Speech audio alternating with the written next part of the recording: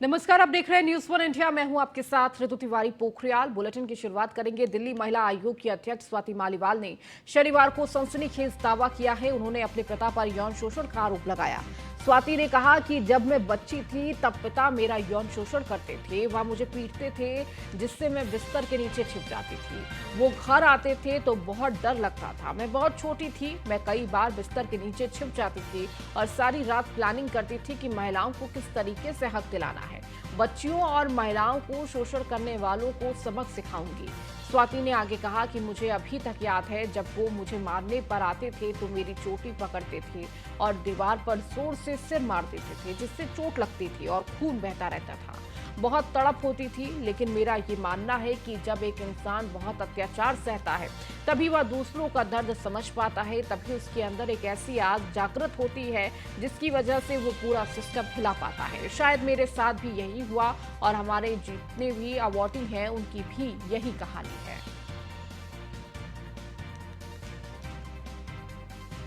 तो स्वाति मालीवाल का ये बड़ा खुलासा, उन्होंने अपने पिता को लेकर ये बड़ा खुलासा करते हुए अपनी आप बीती बताई। उन्होंने कहा कि न जाने कितनी रातें बिस्तर के नीचे मैंने बिताई है। मैं डर कर सहम कर कांपती रहती थी। मेरे पिता ने मेरा यौन शोषण किया। उस वक्त मैं सोचती थी कि ऐसा क्या करूं जिससे इस तरह के सभी आदमियों को सबक सिखा सकूं।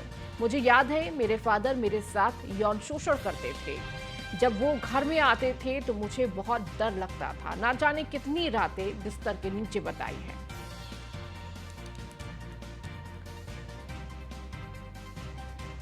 स्वाति मालीवाल का ये बड़ा खुलासा।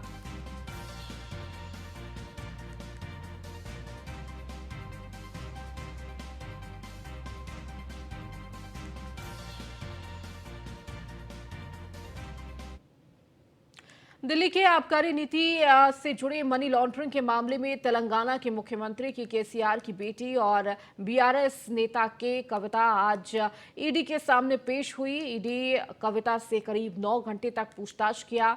तो के कविता सुबह 11 बजे 23 तुंगल रोड स्थित आवास से ईडी मुख्यालय पहुंची। ईडी सूत्रों के अनुसार कविता से पूछताछ के दौरान अरुण पिल्लई के बयानों का सामना के कविता से कराया गया। तो आबकारी नीति मामले में अरुण पिल्लई के 164 के तहत दर्ज बयान से जुड़े सवालों को ईडी ने के कविता से पूछा। तो दरअसल अरुण पिल्लई को के कविता के करीबी बताया गया है। तो प्रवर्तन निदेशालय ने के कविता को दिल्ली आबकारी नीति से संबंधित धनाशोधन मामले में पूछताछ के लिए 16 मार्च को दोबारा पेश होने को कहा है। तो ईडी ने की कविता से लगभग 9 घंटे पूछताछ की।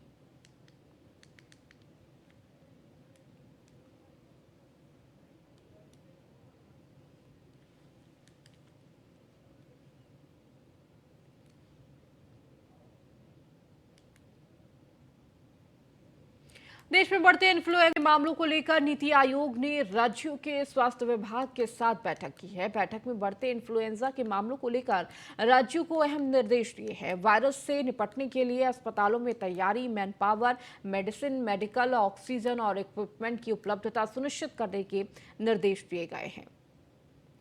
तो लगातार ये नया वेरिएंट इन्फ्लुएंजा का जो सामने आया है उसके बाद कहीं ना कहीं देखिए केसेस भी सामने आ रहे हैं और इसे देखते हुए तमाम प्रदेशों को निर्देश दिए गए हैं कि किस तरह से स्वास्थ्य विभाग सचेत हो जाए और तमाम जो तैयारियां हैं वो कर ली जाए। नीति आयोग ने राज्यों को ये अहम निर्देश दिए हैं।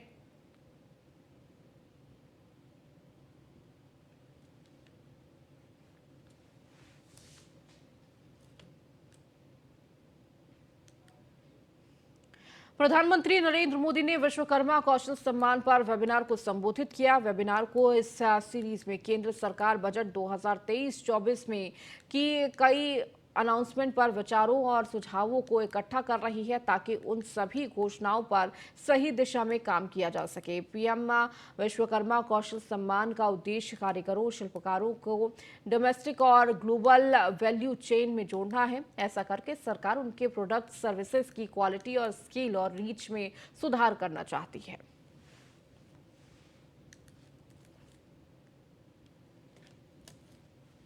के बाद भी हमारे कारीगरों को सरकार से एक जो इंटरवेंशन की आवश्यकता थी, बहुत ही सुघड़ तरीके से इंटरवेंशन की आवश्यकता थी, जहां जरूरत पड़े मदद की आवश्यकता थी, वो नहीं मिल पाई।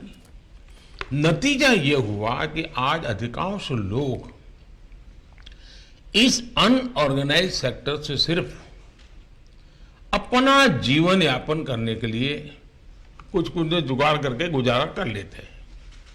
कई लोग अपना पुश्तैनी और पारंपरिक व्यवसाय छोड़ रहे हैं। उनके पास आज की आवश्यकताओं के अनुसार ढलने के लिए सामर्थ्य कम पड़ रहा है। हम इस वर्ग को ऐसे ही अपने हाल पर नहीं छोड़ सकते। ये वो वर्ग हैं जो सदियों से पारंपरिक तरीकों के उपयोग से अपने शिल्प को बचाए हुए हैं। ये वो वर्ग हैं जो अपने असाधारण कौशल और यूनिक क्रिएशन से अपनी पहचान बनाए हुए हैं। ये आत्मनिर्भर भारत की सच्ची भावना के प्रतीक है। जो लोग भारत की ग्रामीण अर्थव्यवस्था को जानते हैं, वो ये भी जानते हैं कि किसी परिवार में फैमिली डॉक्टर भले ना हो या ना हो, लेकिन आपने देखा होगा फैमिली सुनार जरूर होता है। यानी हर परिवार पीढ़ी दर पीढ़ी एक खास सुनार परिवार के यहां से ही गहने बनवाते हैं, गहने खरीदते हैं। ऐसे ही गांव में, शहरों में विभिन्न कारीगर हैं जो अपने हाथ के कौशल से औजार का उपयोग करते हुए जीवन यापन करते हैं। पीएम विश्वकर्मा योजना का फोकस ऐसे एक बहुत बड़े बिखरे हुए समुदाय की तरफ है। साथियों, महात्मा गांधी के ग्राम स्वराज की कल्पना को देखें तो गांव के जीवन में खेती किसानी के साथ ही अन्य व्यवस्थाएं भी उतनी ही महत्वपूर्ण होती। ईडी ने नौकरी के बदले जमीन घोटाले मामले में मनी लॉन्ड्रिंग की जांच को लेकर बिहार के पूर्व मुख्यमंत्री लालू प्रसाद यादव की बेटियों और करीबी सहयोगियों के परिसरों पर छापेमारी की है। ईडी ने शनिवार को खुलासा किया है कि नौकरी के लिए जमीन मामले में लालू प्रसाद के परिवार के सदस्यों के खिलाफ छापेमारी में 1 करोड़ रुपए की राशि जब्त की गई है, जबकि 1900 अमेरिकी डॉलर, करीब 540 ग्राम गोल्ड, सोने के 1.5 किलोग्राम जेवरात और कुछ आपत्तिजनक दस्तावेज भी मिले हैं। तो धनराशि और जेवरात जब्त हुए हैं, इसका खुलासा ईडी ने किया है। ये बड़ी कार्रवाई की है, जहां एक तरफ नौकरी के बदले लैंड का जो ये पूरा मामला सामने आया, उसके बाद ईडी लगातार पूछताछ कर रही है। ईडी लालू प्रसाद यादव के तमाम करीबियों से भी पूछताछ कर रही है और ये देखिए जांच की आंच अब उनके करीबियों पर भी पहुंच रही है। और इसी को देखते हुए तमाम ठिकानों पर ये ईडी की छापेमारी। और अधिक जानकारी के साथ पीयूष हमारे साथ जुड़े हुए हैं। पीयूष, देखिए ईडी की जो कार्रवाई है लगातार वो जारी है और इस बीच कई ऐसे दस्तावेज ईडी ने जब्त किए हैं, करोड़ों के कैश बरामद हुए हैं इस दौरान। जी बिल्कुल, अगर हम बात करें तो देखिए जिस तरीके से लगातार, चाहे पहले सीबीआई की बात करें, अब ईडी की बात करें, ईडी ने कल करीब 15 जगहों पर छापेमारी की थी। ऐसे में कई जगहों से कई महत्वपूर्ण दस्तावेज की बात करें या करीब 1900 अमेरिकी डॉलर की बात करें, इसके साथ ही करीब 1.5 किलो सोने के जो जेवरात हैं उसकी बरामदगी की बात करें, या करीब 450 ग्राम जो सोना है वो कहीं न कहीं बरामद हुआ है। और निश्चित रूप से ये कार्रवाई करीब 15 से 16 जगहों पर कल हुई थी और देर शाम तक ये कार्रवाई चली थी। चाहे लालू यादव के करीबियों की बात करें, जिसमें सबसे बड़ा जो नाम है वो अबू दुजाना का निकलकर सामने आता है। इसके अलावा जो लालू यादव की बेटियां हैं, जिनके घर जो है, आवास जो है वो दिल्ली में मौजूद है, वहां पे भी ये छापेमारी हुई थी। इसके अलावा सोर्सेज बताते हैं कि दक्षिणी दिल्ली में एक जगह पे जहाँ पे ईडी ने छापेमारी की थी, वहां पे खुद तेजस्वी यादव भी मौजूद थे कहीं ना कहीं। इसके साथ ही बिहार की बात करें या दिल्ली एनसीआर की बात करें, कई जगहों पर छापेमारी चली थी और लैंड फॉर जो मामले में ये छापेमारी हो रही है। निश्चित रूप से जिस तरीके से तत्कालीन जब रेल मंत्री थे लालू प्रसाद यादव, उन पर तमाम तरीके के गंभीर जो आरोप है वो अब लग रहे हैं कि किस तरीके से जमीन के बदले नौकरियां दी गई। और खासतौर पर ये भी कहा जा रहा है कि कई लोगों ने ऐसे प्लाट की रजिस्ट्री कराई है जिनके या तो घर में नौकरी रेलवे में दी गई है या वो उनके पास स्वयं उनको ही खुद को नौकरी दी गई है। इसके अलावा अगर हम बात करें तो जिस तरीके से ईडी कार्रवाई कर रही है। सीबीआई ने भी जिस तरीके से पूछताछ किया था, इससे पहले आपने देखा होगा मीशा भारती घर पर लालू प्रसाद यादव से पूछताछ हुई थी, उनसे उनसे भी पहले राबड़ी देवी से बिहार में जाकर सीबीआई ने पूछताछ की थी। तो सीबीआई और ईडी के पास कहीं ना कहीं पुख्ता आधार है इन लोगों से पूछताछ करने का, और यही कारण है कि एक के बाद एक कार्रवाई हो रही है। हालांकि आज जो समन सीबीआई की ओर से तेजस्वी यादव के पास भेजा गया था, उसका जवाब कहीं ना कहीं ये दिया गया है कि चूंकि तेजस्वी यादव की जो ठीक पत्नी है वो ठीक है पीयूष, बहुत शुक्रिया इस जानकारी को देने के लिए। दिल्ली के देवली इलाके में लोग नर्क से भी बदतर जीवन जीने को मजबूर हैं। इलाके के लोगों का हाल बेहाल है। गंदी नालियां, टूटी सड़कें, गंदा पानी पीने को मजबूर है। मौजूदा विधायक आम आदमी पार्टी के विधायक प्रकाश जरवाल हैं और मौजूदा पार्षद उनकी पत्नी है, लेकिन लोगों के विकास के लिए कुछ नहीं किया गया। वहीं दूसरी ओर आम जनता को पानी के लिए रात रात भर जाना पड़ता है।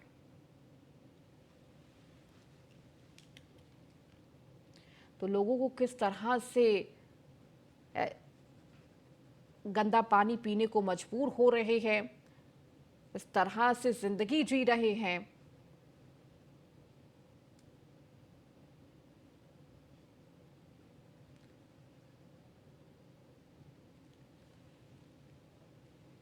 दिल्ली को स्वच्छ बनाने के साथ पर्यावरण को भी बेहतर बनाने के मकसद से दिल्ली नगर निगम रोहिणी जोन ने सिंगल यूज प्लास्टिक की रोकथाम के लिए एग्जीबिशन और अवेयरनेस के सिंगल यूज प्लास्टिक का आयोजन किया है, जिसमें डिप्टी कमिश्नर निधि मलिक ने खुद कचरा बीनकर अधिकारियों और लोगों को सीख देते हुए कार्यक्रम की शुरुआत की है।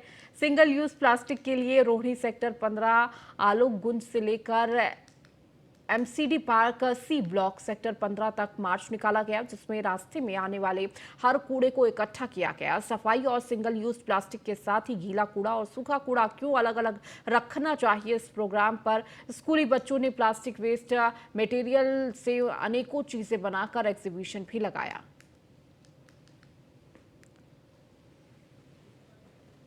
कम एसयूपी बैन अवेयरनेस इवेंट था, जिसमें हम सिंगल यूज़ प्लास्टिक पे बैन के बारे में अवेयरनेस का इवेंट किया और प्लॉगिंग का मतलब जॉगिंग और पिकिंग गार्बेज प्लास्टिक वेस्ट। तो इसमें 200 से 250 आरडब्ल्यूएज और एमटीएज हमारे साथ शामिल रहे और इन आरडब्ल्यूएज एमटीएज के अतिरिक्त बहुत सारे एनजीओज हमारे साथ शामिल रहे, सारे ऑफिसर्स और प्लॉगमैन ऑफ इंडिया जो हमारे प्लॉगिंग एम्बेसडर हैं श्री रिपुदमन जी और हमारे ब्रांड एम्बेसडर रोहिणी जोन, ये सारे लोग शामिल रहे और प्लॉगिंग का इवेंट हुआ। प्लॉगिंग के इवेंट के बाद हमने कल्चरल प्रोग्राम और नुक्कड़ नाटक के थ्रू बहुत सारा अवेयरनेस क्रिएट किया सिंगल यूज़ प्लास्टिक पे बैन के बारे में और कूड़ा प्रबंधन के। हमारा एक ड्राइव लॉन्च हुआ है जो एलजी साहब ने लॉन्च करा था, वो 100 डेज़ का ये कैंपेन था। एंड अगर आप देखेंगे तो हमारे अक्रॉस दिल्ली सभी जोन्स में डिफरेंट तरह के कार्यक्रम हो रहे हैं। ये सिर्फ औपचारिकता इसलिए नहीं है क्योंकि उसके बाद हर जगह पे यू ऑल्सो सी कि हम उतना ही प्लास्टिक एक साथ कंपाइल करके कलेक्ट करके उसके बदले में हमें बेंचेस और सीट्स चेयर्स ये सारा उसके बदले मिल रहा है। तो ये एक्चुअल एक्शन है जो आप ग्राउंड पे देख सकते हैं। आज सुबह हमने रोहिणी जोन में अपने जोन में शुरुआत करी है। यहाँ सुबह एक प्लॉगिंग ड्राइव करी है। हमारे साथ रिपुदमन जो प्लॉगमैन ऑफ इंडिया हैं वो भी थे। हमारे साथ बहुत सारे लोग थे, आरडब्ल्यूएज, एमटीएज, स्टूडेंट वॉलंटियर्स। आपने खुद देखा कि कितनी एनर्जी के साथ दे ऑल पार्टिसिपेटेड। हमारा वहीं नॉर्थ ईस्ट दिल्ली के जाफराबाद इलाके के विजय पार्क में एक स्पेशल चाइल्ड लड़की से रेप का मामला सामने आया। पुलिस ने रेप का मुकदमा दर्ज कर आरोपी की तलाश कर कई टीमें लगाई है। पीड़िता और आरोपी के अलग अलग समुदाय के होने की वजह से इलाके में भारी पुलिस बल तैनात है। पुलिस के आला अफसर लगातार निगरानी रखे हुए हैं। पुलिस अफसरों ने बताया कि पीड़िता की उम्र 22 साल है, जो स्पेशल चाइल्ड है, और वो अपने परिवार के साथ विजय पार्क के एक मकान में किराए पर रहती थी। पीड़िता और आरोपी एक ही मकान के मंजिल पर किराए पर रहते थे। गुरुवार को पीड़िता के घर पर कोई नहीं था। इसी दौरान आरोपी पीड़िता के घर में घुसा और रेप की घटना को अंजाम दिया। वारदात के बाद आरोपी वहां से फरार हो गया। पुलिस जांच में पता चला कि आरोपी प्लम्बर का काम करता है, जो होली की वजह से काम नहीं मिलने पर घर पर ही है। पुलिस आरोपी की तलाश में लगातार छापेमारी कर महज 24 घंटों के अंदर आरोपी को उत्तर प्रदेश के गोपालगंज से धर दबोचा।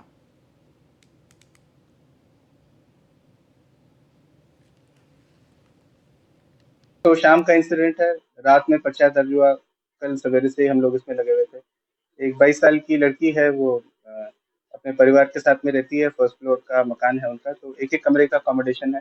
5 कमरे हैं, उनमें से एक कमरे पहले कमरे में एक ये लड़का रहता था और 5वें कमरे में ये लड़की अपने परिवार के साथ रहती थी। बीच के 3 कमरे खाली हैं, ऐसे में रेंट पे उन्होंने दिए नहीं, किराए पे रहते हैं ये लोग। तो परसों रात की बात है, वो लड़की अकेली थी, इसने किसी बहाने से उसको बुलाया और उसके साथ ज़बरदस्ती की और उसके तुरंत बाद ये भाग गया वहाँ से। जब वो लड़की के परिवार वाले आए तो जब उसने बताया तो उसके बाद पुलिस को इत्तला हुई और उसके बाद से हम लोग लगे और सारी रात सवेरे तक हम लोग इसमें लगे रहे, पर उस लड़के का हमें अता पता नहीं मिल रहा था। सारी ट्रेन, क्योंकि गोपालगंज का हमें पता लग गया था, गोपालगंज का रहने वाला है, तो सारी ट्रेन, सारी बसेस, हर जगह हम लोग भागते फिरे। फिर एक इन्फॉर्मेशन आई है कल शाम को। वैसे तो एक टीम हमने तो हमें जैसे ही पता लगा गोपालगंज का है तो एक टीम हमारी चली गई गोपालगंज। प्लम्बर का ये काम करता था तो इसकी वाइफ से हमने ऐसी बात कर लिया कि हमें प्लम्बर का काम कराना है, तो वाइफ ने भी हमें झूठ बोल दिया कि ये इधर है। दिल्ली के कल्याणपुरी इलाके में कल्याणवास में उत्तराखंड में रहने वाले महेंद्र नाम के व्यक्ति ने अपने पूर्व ससुराल पक्ष के 3 लोगों पर चापड़ से हमला कर दिया। इसमें एक मौके पर ही मौत हो गई। जानकारी के अनुसार आरोपी महेंद्र का अपनी पत्नी से मनमुटाव के चलते 2 साल पहले ही तलाक हो गया था। शनिवार सुबह वह अचानक अपने ससुराल पहुंचा। आरोपी ने पहले घर में मौजूद पीड़ितों की आंखों में मिर्च का पाउडर डाला, उसके बाद चापड़ से वार कर दिया, जिससे साले नीरज की मौके पर ही मौत हो गई।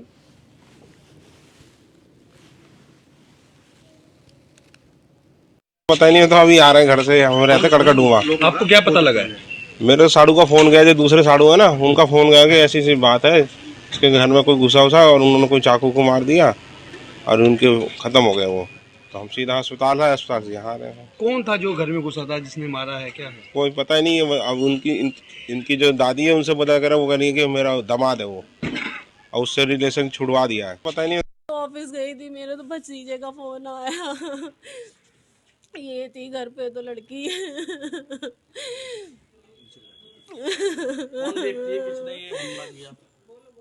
बहन का घर वाला था, छोटी वाली बहन का, महेंद्र। उसने आके हमला कर दिया, क्या कोई झगड़ा था क्या? नहीं, कुछ भी नहीं, तलाक हो गया था। दिल्ली के ब्रिटेनिया चौक पर एक डीटीसी लो फ्लोर बस में अचानक आग लग गई। देखते ही देखते पूरी बस को आग ने अपनी चपेट में ले लिया। आसपास अफरा तफरी मच गई, पूरा आसमान काले धुएं का गुबार बन गया। घटना की जानकारी मिलते ही दमकल विभाग की 3 गाड़ियां घटनास्थल पर पहुंची। दमकल अधिकारी के मुताबिक 5 बजे 3 गाड़ियों ने आग को बुझा दिया। राहत की बात यह है कि हादसे के समय बस के भीतर मौजूद लोग तुरंत बाहर निकल गए, नहीं तो कोई बड़ा हादसा घटित हो सकता था। आशंका है कि ओवर हीटिंग या शॉर्ट सर्किट के कारण बस में अचानक आग लग गई। हालांकि गर्मियों की शुरुआत होने के साथ साथ गाड़ियों में आग लगने की घटनाएं भी बढ़ने कर सामने आने लगी है।